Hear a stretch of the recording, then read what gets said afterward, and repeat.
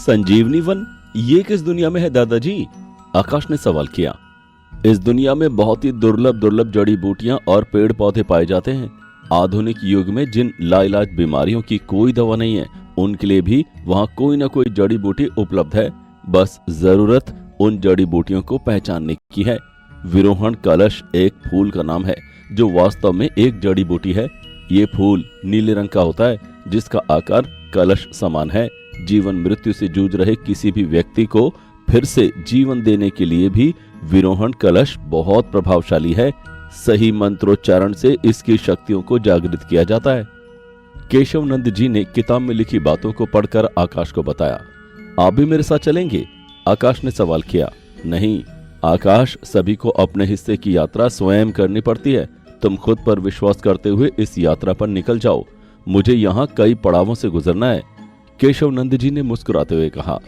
इस नक्षत्र यंत्र से मैं उस दुनिया में कैसे जाऊंगा दादाजी? आकाश ने नक्षत्र यंत्र केशव नंद जी को दिखाते हुए पूछा। हर दुनिया का एक विशेष रंग होता है। संजीवनी वन का भी एक रंग है। केशव नंद जी ने आंखें बंद करके एक मंत्र का उच्चारण किया और फिर आंखें खोलकर आकाश से बोले, तुम हरे रंग का बटन दबा दो। आकाश ने दादाजी की बात मानते हुए हरे रंग का बटन दबा दिया। बटन दबाते ही हरे रंग की रोशनी के साथ आकाश किसी और दुनिया में पहुंच गया। उधर तंशापुर में ओम, तारा और कावेरी बेसब्री से आकाश के इंतजार में थे। सभी को कल शाम से पहले आकाश का लौट आने का इंतजार था, क्योंकि इससे पहले ही चंद्रा को ठीक किया जा सकता था। तारा, तुम कालकूट से पहली बार कब मिली थी? ओम ने तारा से सवाल किया। मेरे पास इन फालतू बातों के लिए वक्त नहीं है, तारा ने दो टूक जवाब दिया। ठीक है, क्या तुम मोहिनी को जानती हो? ओम ने बात बदली। मोहिनी? मोहिनी? मोहिनी का नाम सुनते ही तारा चौंक गई। दूसरी तरफ आकाश की आंखें एक घने जंगल में खुली। आकाश जमीन पर पड़ा हुआ था। उसने उठने की कोशिश की, लेकिन उसके पैर किसी पौधे की बेल में बुरी तरह से जकड़े हुए थे। आकाश इस बेल से अपना पैर जितना छुड़ाने की कोशिश करता, उतना ही वो इसमें उलझता जाता। हे भगवान, ये क्या है? देखने में ये पेड़ कितना ही छोटा है, लेकिन इसकी बेल कितनी मजबूत है। आकाश अपने पैरों को लगातार बेल से छुड़ाने की कोशिश कर रहा था। अचानक आकाश को दादाजी की बात याद आई कि उसे खुद पर भरोसा रखना है। हमेशा मदद के लिए दूसरों को देखने से पहले खुद की संभावनाओं पर ध्यान केंद्रित करना है। आकाश हाथ जोड़कर बोला, मेरा मकसद इस वन को नुकसान पहुंचाना नहीं है। मैं किसी की मदद करने के लिए यहाँ आया हूँ। मुझे रास्ता देने की कृपा करें। आकाश की प्रार्थना सुनकर बेल में कुछ हलचल हुई और थोड़ी देर में आकाश के पैर बेल से मुक्त हो गए। आकाश अपनी जगह से खड़ा हुआ और वन में अंदर चलने लगा। आकाश आसपास मौजूद हर किसी पेड़ पौधे और फूलों को ध्यान से देखता। उसे कहीं भी विरोहण कलश नजर नहीं आया। पता नहीं विरोहण कलश किस दिशा में मिलेगा। कितनी देर से घूमते घूमते मुझे भूख भी लग गई है, लेकिन इस जंगल में भला मुझे क्या मिलेगा? भूख के मारे आकाश का हाल बेहाल होने लगा। अचानक आकाश की नजर एक पेड़ पर पड़ी जो फलों से लदा हुआ था।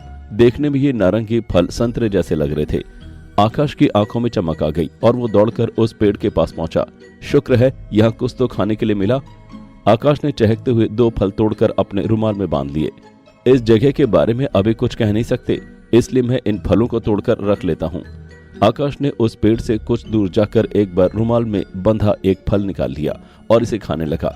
अचानक आकाश के मुंह में कोई ठोस चीज आ गई। आकाश ने घबराकर मुंह से इस चीज को बाहर निकाला। सोने का सिक्का। आकाश ने चौंक कर सिक्के को ध्यान से देखा। इस वन में इतनी कीमती चीज मिल सकती है, ये तो मैंने सोचा ही नहीं था। ये बहुत बेशकीमती सिक्का लगता है। पता नहीं कितनी कीमत होगी इस सिक्के की। अभी तो मेरे पास एक और फल है। अगर पहले पता होता कि इन फलों में सिक्का छुपा है तो और फल तोड़ लेता। आकाश को पछतावा हुआ, लेकिन अगले ही पल उसे अपने लालच पर हंसी आई। अभी वो पेड़ ज्यादा दूर तो नहीं निकला है। मैं और फल तोड़कर रख लेता हूँ, ये सिक्के मेरे काम आएंगे। आकाश के मन में लालच आने लगा और वो न चाहते हुए भी इस पेड़ के पास पहुंचने के मकसद से आगे बढ़ने लगा। लेकिन ऐसा लगता था जैसे वो पेड़ आकाश से मीलों दूर पीछे छूट गया हो। तेजी से चलने के बाद भी आकाश उस पेड़ को नहीं तलाश पा रहा था। चलते चलते आकाश को थकावट होने लगी। पानी कहाँ मिलेगा? आकाश को बहुत तेज प्यास लगने लगी। पानी की तलाश करने चलूंगा तो फिर ये पेड़ मुझे नहीं मिल पाएगा। आकाश बड़बड़ाया। कुछ दूर चलने पर आकाश को एक तालाब नजर आया। आकाश दौड़कर उस तालाब के पास पहुंचा। आकाश जैसे ही पानी पीने के लिए आगे बढ़ा, एक तीर उसके सामने आकर जमीन पर गड़ गया। आकाश ने पलटकर पीछे देखा। पीछे एक विशालकाय वृक्ष था जिसके तने हाथों और पैरों की तरह थे। अपनी खून जैसी लाल लाल आंखों से वो आकाश को घूर रहा था। उसने आकाश से गरज कर कहा, कौन हो तुम और हमारी दुनिया में क्या कर रहे हो? मेरा नाम आकाश है, मैं यहाँ विरोहन कलश की तलाश में आया हूँ, आकाश ने घबरा कर छुपाते हुए कहा। संजीवनी वन से लोग अपने प्राण बचाकर ले जाएं, यही उनकी सबसे बड़ी उपलब्धि है। ऐसे में यहाँ से तुम पत्ता भी लेकर नहीं जा सकते। पेड़ गरजा। आप कौन है? आकाश ने डरते डरते पूछा। मेरा नाम वनुचर है, मैं संजीवनी वन का रक्षक हूँ। मेरी मर्जी के बिना कोई भी यहाँ से कुछ नहीं ले जा सकता। वनुचर ने फिर से गरज कर कहा, मैं आपकी मर्जी के बिना यहाँ से कुछ ले जाना भी नहीं चाहता और मैं आपसे निवेदन करता हूँ कि मेरी मदद करें। आकाश ने हाथ जोड़कर कहा, मैं हजारों सालों से भी ज्यादा समय दिन रात इस वन की रक्षा कर रहा हूँ और तुम्हारे जैसे कई लोग यहाँ आकर कई चीजें ले जाने का प्रयास करते हैं, लेकिन कोई भी आज तक सफल नहीं हो पाया। वनुचर ने हंसकर कहा, मैं आपके लिए क्या कर सकता हूँ जो मुझे विरोहन कलश मिल सके? आकाश ने जानने की कोशिश की। मैंने सुना है कि मनुष्य अपने आप को बहुत ज्यादा बुद्धिमान समझते हैं, दूसरों पर निर्भरता रखते हुए भी वो अपने आप को ऊपर रखते हैं। तो अपनी बुद्धिमत्ता का परिचय दो और खुद इसका पता लगाओ, वनुचर ने व्यंग्य भरी मुस्कान के साथ कहा। वनुचर की बात सुनकर आकाश दुविधा में पड़ गया। उसे समझ नहीं आ रहा था कि वो वनुचर पर भरोसा करके उसके साथ चले या फिर अकेले ही संजीवनी वन में भटकते हुए विरोहन कलश को ढूंढ निकाले। मुझे नहीं लगता कि मैं इतने घने वन में भटककर विरोहन कलश को जल्दी ढूंढ सकता हूँ, मुझे वनुचर की मदद लेनी ही होगी। आकाश ने मन ही मन सोचा। क्या सोच रहे हो मानव, तुम्हें अकेले ही इस वन में भटकना है या फिर मेरे साथ चलना है? वनुचर ने गुस्से से पूछा। मैं आपके साथ चलूंगा, आकाश ने हाथ जोड़कर कहा। वनुचर के साथ जाते जाते आकाश के मन में रह रहकर सोने के सिक्के वाले पेड़ का ख्याल आ रहा था, लेकिन उसने इस विचार को फिलहाल के लिए अपने दिमाग से बाहर निकाल दिया और वनुचर के साथ आगे बढ़ने लगा। संजीवनी वन का रक्षक वनुचर उसे एक विशाल गुफा के पास ले गया। बड़े बड़े पुराने पत्थरों की गुफा अंदर से पेड़ पौधों की टहनियों और बेलों से ढकी हुई थी। आकाश और वनुचर इस गुफा के अंदर चल दिए। शुरुआत में आकाश को इस गुफा में जाते हुए डर भी लग रहा था, लेकिन फिलहाल उसे कोई रास्ता नहीं दिख रहा था। गुफा के अंदर पहुंचकर आकाश ने देखा कि वहां पर ऐशो आराम की हर चीज मौजूद है। हीरे मोती, सोना चांदी, कीमती कपड़े और तरह तरह के पकवान। इसके अलावा वहां पर एक रहस्यमय सोने का कलश भी रखा हुआ था। उस कलश को देखकर आकाश ने कलश की तरफ इशारा करते पूछा, वो क्या चीज है? ये इच्छा कलश है। तुम इस कलश से कोई भी भोग विलास की वस्तु मांग सकते हो जो हर मनुष्य चाहता है, हीरे, मोती, रुपए, सोना, चांदी। वनुचर की बात सुनकर आकाश की आंखों में चमक आ गई। आकाश की आंखों की चमक देखकर वनुचर आगे बोला, तुम चाहो तो ये सब तो हमारा हो सकता है, लेकिन तुम्हें बदले में मुझे भी कोई चीज देनी होगी। आकाश को समझ नहीं आया कि आखिर वो कौन सी चीज है जो वो वनुचर को दे सकता है। गुफा में हर चीज मौजूद थी और इच्छा कलश से तो कुछ भी हासिल किया जा सकता था, लेकिन ऐसी क्या चीज थी जो वनुचर के पास नहीं थी? आकाश सोच में पड़ गया। ये सब कीमती चीज भला एक वन का रक्षक क्या करेगा? इस वन में इन चीजों की क्या जरूरत है? वनुचर एक पेड़ की प्रजाति से है, तो जीने के लिए हर चीज तो वनुचर के पास पहले से ही होगी। ऐसे में उसे क्या दिया जा सकता है? आकाश मन ही मन सोचने लगा। क्या हुआ? इतनी बेशकीमती चीजें देखकर हैरान हो गए। वनुचर की आवाज सुनकर आकाश चौंका। ये चीजें आपके पास कहां से आई? आकाश ने सवाल किया। तुम जैसे मनुष्य के दिए गए उपहार हैं जिनकी मुझे कोई जरूरत नहीं है। वनुचर ने एक नजर सभी चीजों को देखते हुए कहा, आप यहाँ अकेले रहते हो? मतलब आपका परिवार? आकाश ने धीमी आवाज में पूछा। मेरी पत्नी शिमुल और मेरा बेटा पारिजात कभी मेरे साथ रहा करते थे। मेरे प्यारे से बेटे पारिजात के जिंदगी में आते ही मुझे सब कुछ पहले से ज्यादा अच्छा लगने लगा था, लेकिन हमेशा की तरह मनुष्य को हमारी खुशी देखी नहीं गई। तुम्हारी तरह कुछ मनुष्य इस वन में आए थे। उन्होंने पारिजात को देखा तो उस सुंदर से फूलों वाले पौधे को अपने साथ ले जाने की कोशिश करने लगे। उसे बचाने के लिए शिमुल भी उनके पीछे दौड़ी, लेकिन खींचतान के चलते शिमुल और पारिजात दोनों इस दुनिया में नहीं रहे। दोनों निर्जीव हो चुके थे। वो मनुष्य उन्हें रौंदते हुए आगे वन में निकल गए। मुझे वहां पहुंचने में देरी हो गई।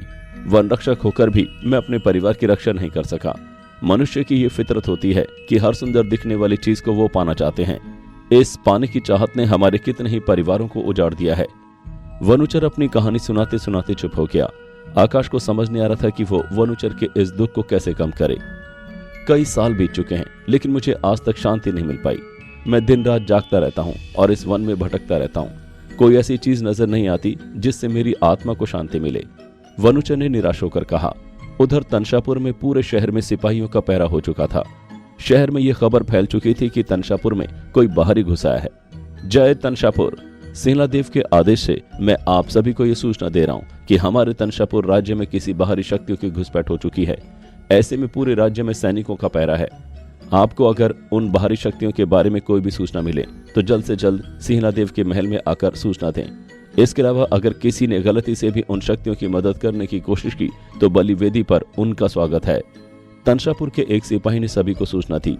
कावेरी तक जैसे ही सूचना पहुंची उसका डर बढ़ गया। अब हमें शायद ही कोई बचा पाएगा। कावेरी ने डरते डरते ओम और तारा को देखा। आप दोनों अपनी शक्तियों से अपने वेश बदल लो, वरना किसी गुप्तचर ने अगर आपको देख लिया तो हम में से कोई भी नहीं बचेगा। कावेरी ने तारा और आकाश को घबराते हुए कहा। ये आकाश कहाँ मर गया? उसे अब तक आ जाना चाहिए था। तारा गुस्से में बड़बड़ाई। आपकी अंधेरी दुनिया की तरह कोई भी काम इतना आसान नहीं होता कि एक पल में पूरा हो जाए। ओम ने तारा का जवाब दिया। अंधेरी दुनिया में कुछ आसान हो या नहीं, लेकिन तुम्हारी इस दुनिया से तो मेरी दुनिया कहीं ज्यादा बेहतर है, तारा ने दांत पीसते हुए कहा। तारा, आपको अपने गुस्से में काबू रखना चाहिए। ये सब होता ही नहीं। अगर आपने गुस्से पर काबू रखा होता। ओम ने तारा को शांत कराने की कोशिश की। ओम और तारा लड़ ही रहे थे कि अचानक दरवाजे पर दस्तक हुई। इस वक्त कौन आया होगा? कावेरी बुरी तरह से डर गई। बाहर खड़ा शख्स बुरी तरह से दरवाजा पीटने लगा।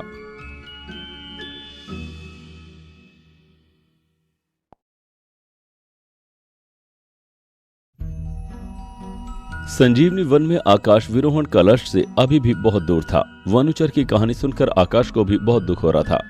ये चीजें जो भी तुम देख रहे हो, इन चीजों का मेरे लिए कोई मतलब नहीं है। वनुचर ने अपना दुख बांटा। वनुचर जी, क्या आप किसी और दुनिया में जाना चाहेंगे? मैं आपको अपने साथ ले जा सकता हूँ, आकाश ने वनुचर से पूछा। कहीं और?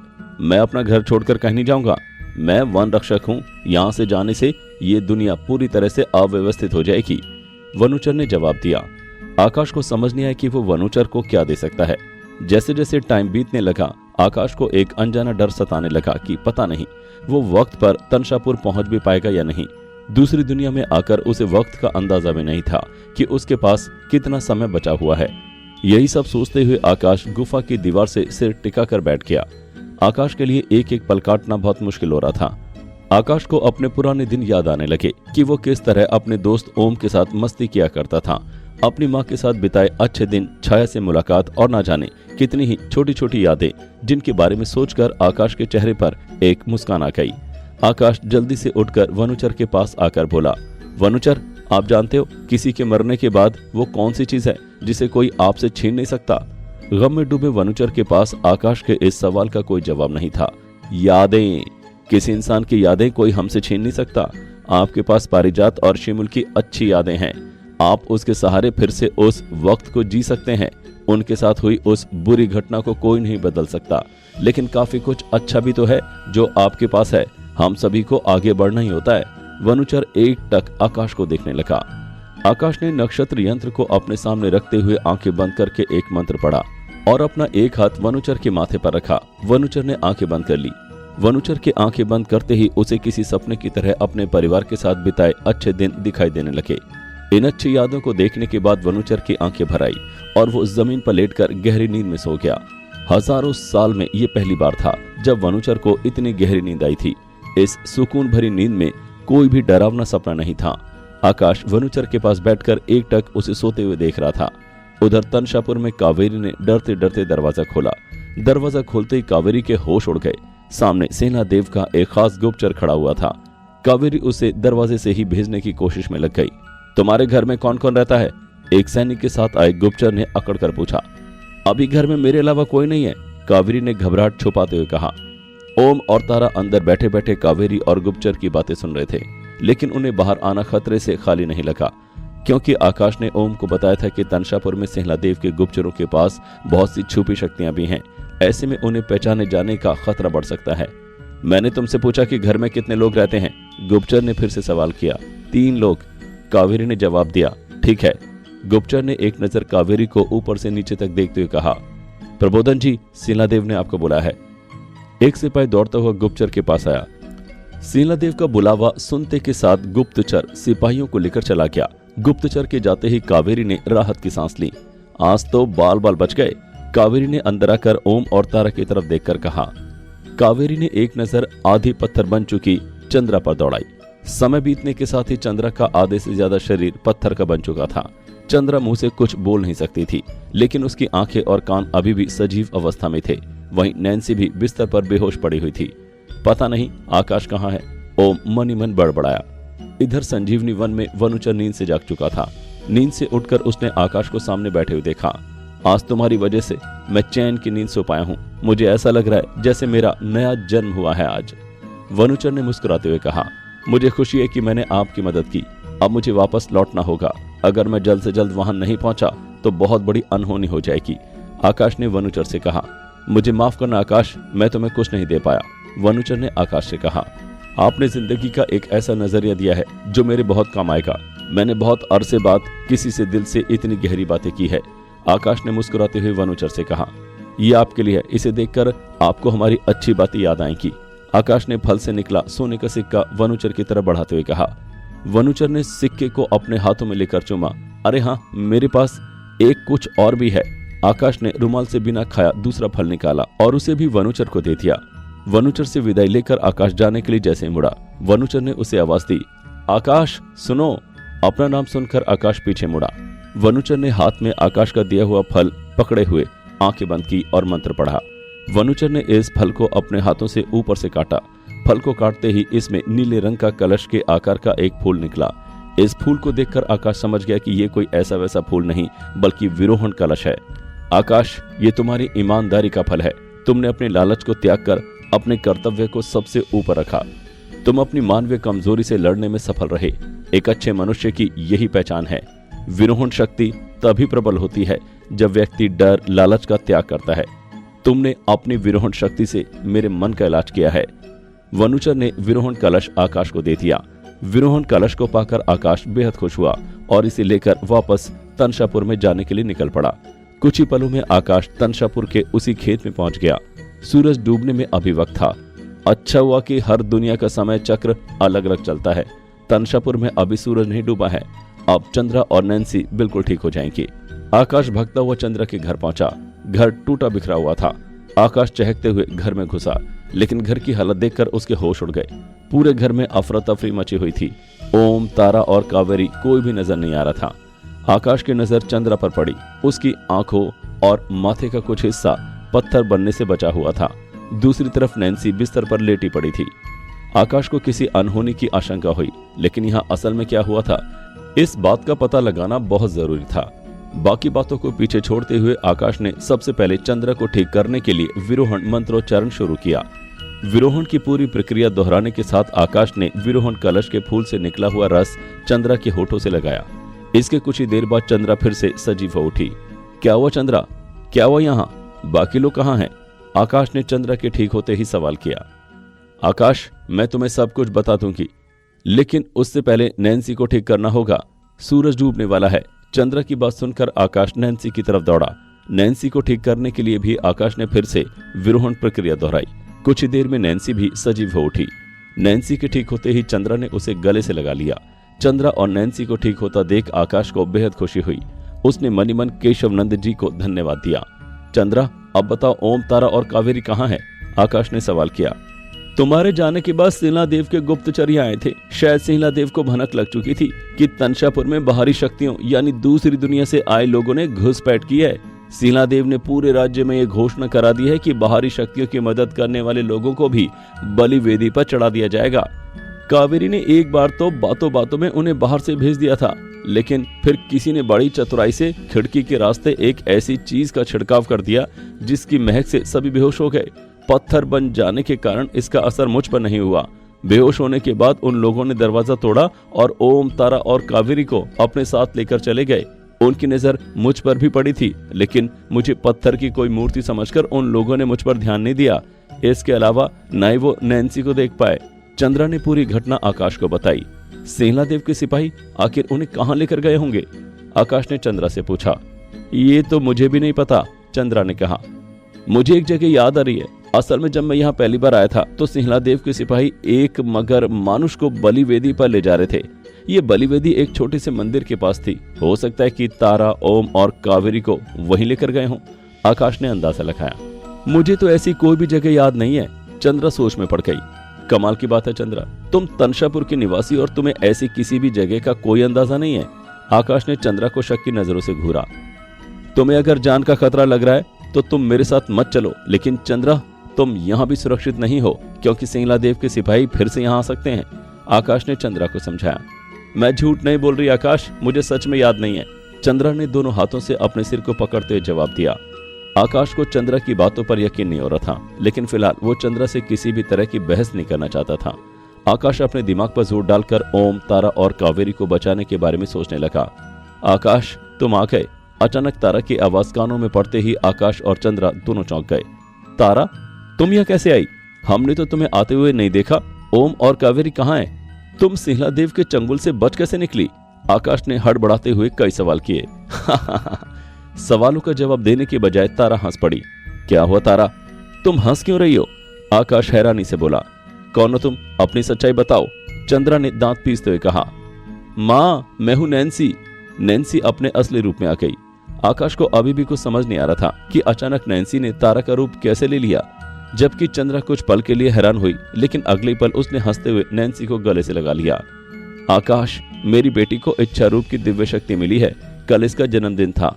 13 साल की उम्र के बाद दिव्य शक्ति मिलती है, अब वो किसी का रूप भी ले सकती है। चंद्रा ने चहकते हुए कहा। वाह ये तो बहुत अच्छी बात हुई। ये शक्ति ओम, तारा और कावेरी को बचाने के काम आएगी, आकाश ने चंद्रा से कहा। आकाश, चंद्रा और नैन्सी तीनों ने सिंहला देव के सिपाहियों का रूप ले लिया और तीनों बलि वेदी चौराहे पर निकल गए। आकाश का अंदाजा ठीक निकला। ओम, तारा और कावेरी को बलि वेदी के पास जंजीरों से जकड़ा हुआ था। आकाश को समझ नहीं आ रहा था कि चुड़ैल होने के बाद भी तारा जंजीरों में कैसे बंधी हुई है। वो अपनी शक्तियों का इस्तेमाल यहाँ क्यों नहीं कर रही है? वहीं आरोग्य दिव्य शक्ति पाने वाली कावेरी जंजीरों में बंधकर कैसे काबू में है? ओम भी काफी निर्बल लग रहा था। तीनों को देखकर आकाश को समझ आ चुका था कि कोई तो ऐसी रहस्यमय बात है जो उसे समझ नहीं आ रही है। तुम तीनों यहाँ क्या कर रहे हो? आकाश, चंद्रा और नैन्सी तीनों को एक जगह खड़ा देखकर एक सिपाही ने सवाल किया। हम दानव जीव को करीब से देखना चाहते थे, इसलिए यहाँ खड़े थे। चंद्रा ने आवाज बदलकर सिपाही का जवाब दिया। इन्हें बाद में देखना, मुझे 2 सिपाहियों की जरूरत है, तुम मेरे साथ चलो, सिपाही ने नैन्सी की तरफ इशारा करते हुए कहा। सिपाही की बात सुनकर नैन्सी के पसीने छूटने लगे, क्योंकि रूप बदलने के अलावा उसे बाहरी दुनिया के बारे में ज्यादा नहीं पता था। आकाश और चंद्रा घबरा गए और इस मुसीबत से बचने का उपाय सोचने लगे।